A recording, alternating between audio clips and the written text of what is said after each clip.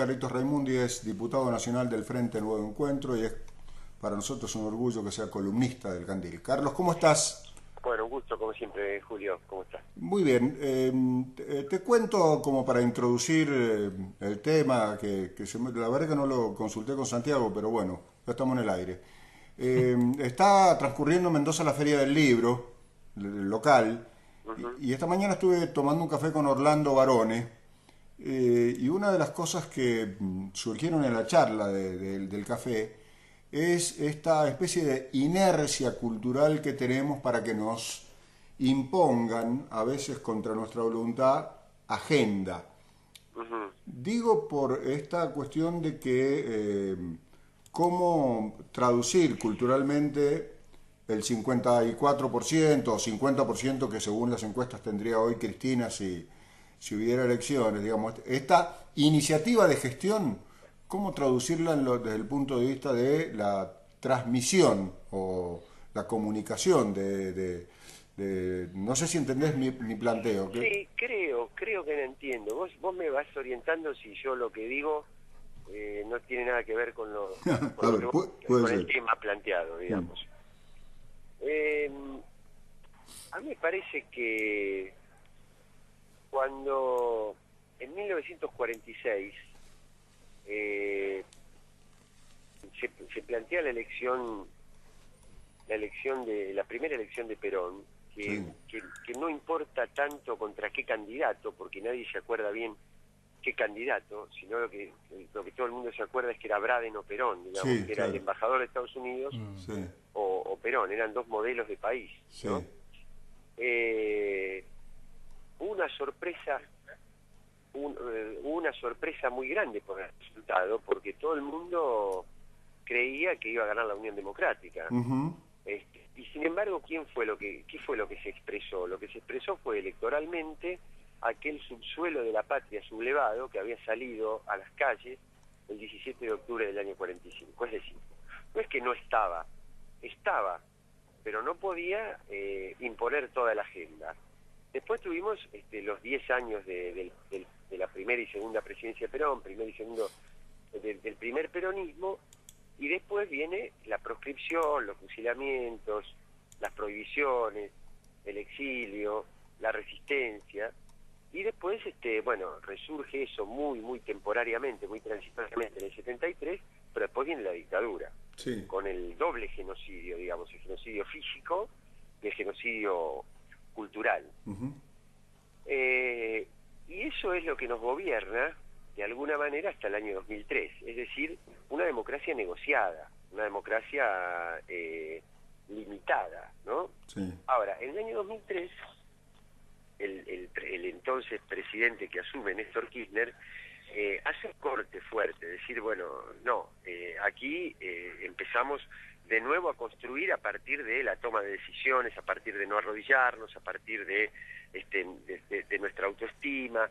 Se recupera mucho de aquel sujeto, ¿no?, que se siente más reconocido, y se hacen políticas muy concretas. Ahora, ¿qué es lo que pasa? Todavía no fue suficiente todo lo que se hizo como para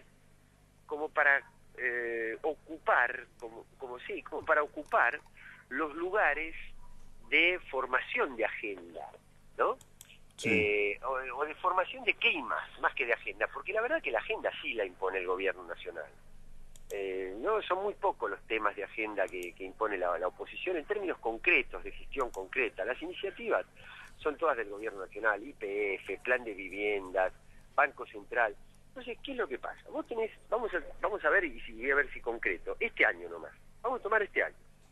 Carta orgánica del Banco Central, recuperación de YPF, plan de viviendas, que procrear, Ujú. sustitución de importaciones, paritarias, todo eso. Ahora, todo eso, suspensión de Paraguay en el Mercosur e incorporación de Venezuela, todo eso es como que no existe, y lo que importa es la marca de la cartera que compra la presidenta. Sí, yo cuando inicié este diálogo me refería a que desde los medios de comunicación del campo popular se sigue discutiendo si la nata fue secuestrado o no, si los hijos de Lía cobran 20 lucas o si Vudú compró un departamento, tiene un departamento en Puerto Claro. Madero. Y No no se discute para dónde va el país. eso, no se discute política, eso. Pero claro, pero por eso, ahí estaba Julio, a eso quería llegar. Entonces, ¿qué es lo que pasa? ¿Qué es lo que pasa? ¿Qué es lo que creo que pasa en las elecciones? En las elecciones pasa que ese sujeto está, que ese subsuelo sublevado que ha recibido políticas existe, pero que no se expresa en los medios, se expresa en las urnas. ¿Qué fue lo que pasó con Venezuela? Porque en Venezuela fueron las delegaciones de periodistas argentinos, de políticos argentinos y de periodistas argentinos y del mundo a traerse de vuelta a sus casas el triunfo de Capriles. Sí. Y sin embargo ganó Chávez por 11 puntos, por 1,5 millones de votos. Uh-huh. Entonces, ¿pero qué pasaba? ¿Cómo puede ser? ¿Y qué es lo que pasa? Que ellos generan los climas y después el subsuelo sublevado de América Latina pone los presidentes. ¿Cuándo creo que esto se puede ir como juntando nuevamente?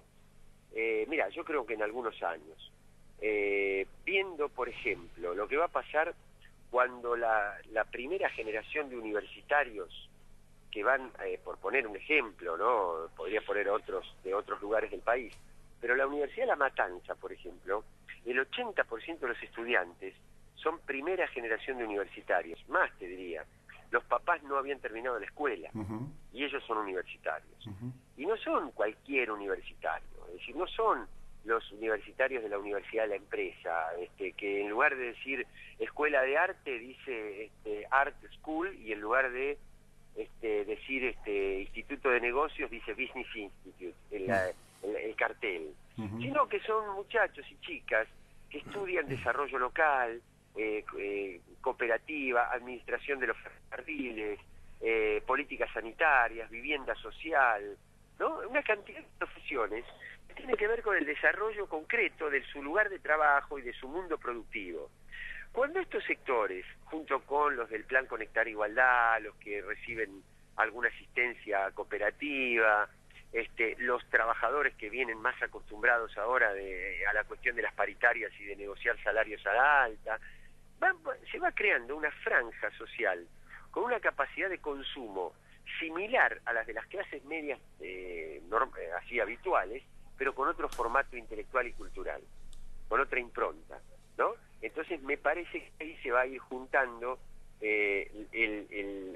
su condición de protagonistas de la política con la posibilidad también de generar climas y de generar agenda, ¿no? Agenda mediática. Como, digamos, como la sociedad es bastante más compleja, y efectivamente vos tenés razón, digamos, a veces uno, por razones de edad de uno, por ahí está apurado, pero los procesos sociales de cambio cultural tienen sus propios tiempos, o como diría Galeano, la señora historia se toma su tiempo.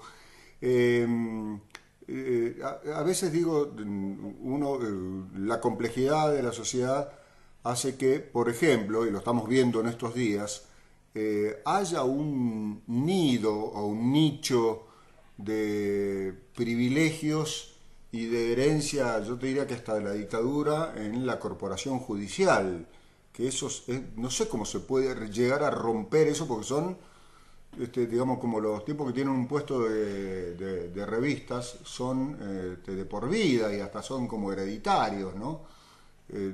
Esta es una complejidad para conformar una sociedad más justa, cuando todavía tenemos jueces que vienen de la dictadura, ¿no? Sí, pero lo primero que hay que hacer es instalar el tema. Si el tema no está,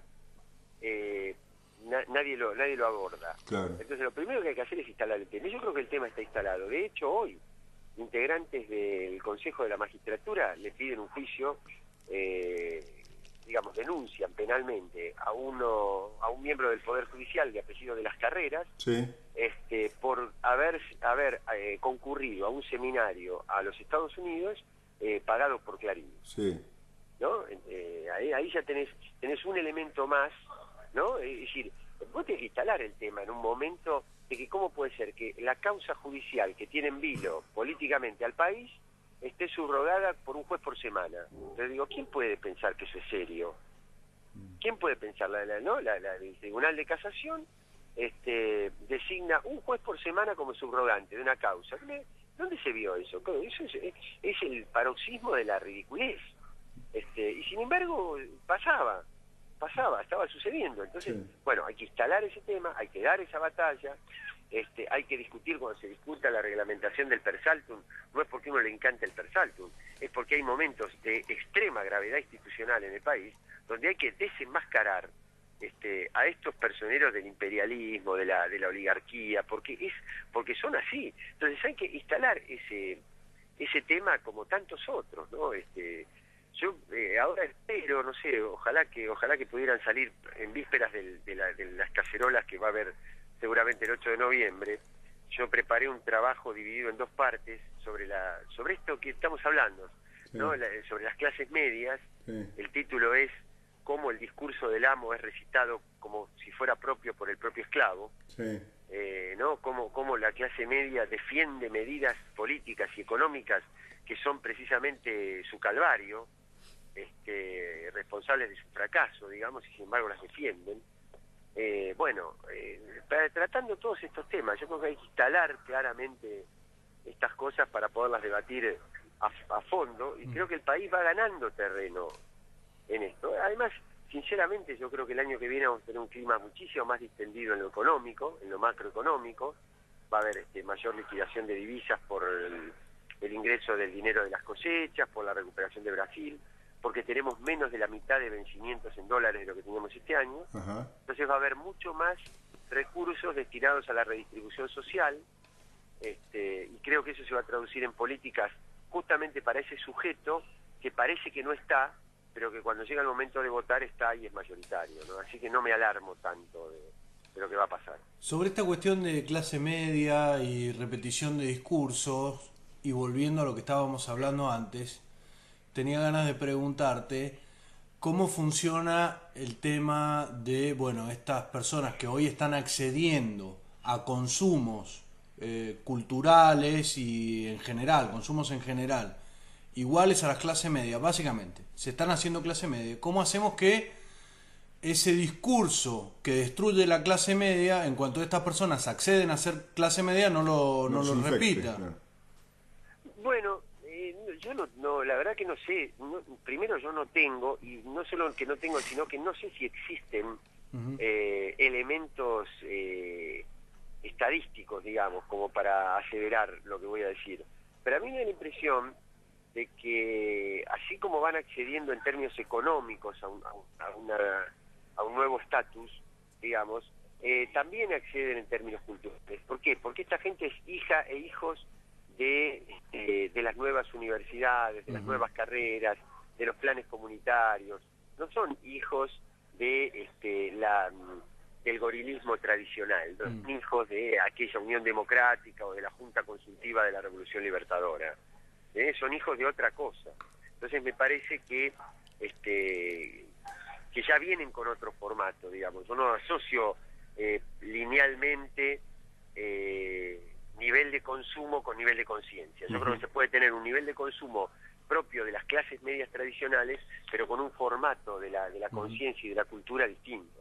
Es decir, constituir una clase media distinta. Con un sentido nacional. Por otro lado. Porque nosotros venimos de cosas muy contradictorias en el país. Venimos de una alianza de clase entre sectores oligárquicos y sectores medios, es decir, donde los sectores medios es decir, como la oligarquía ha manejado los medios de comunicación, han impuesto ciertas pautas culturales donde a los sectores medios siempre les interesó más, o le inculcaron que le debía interesar más, parecerse a los de arriba que aceptar el ingreso de los de abajo, ¿no?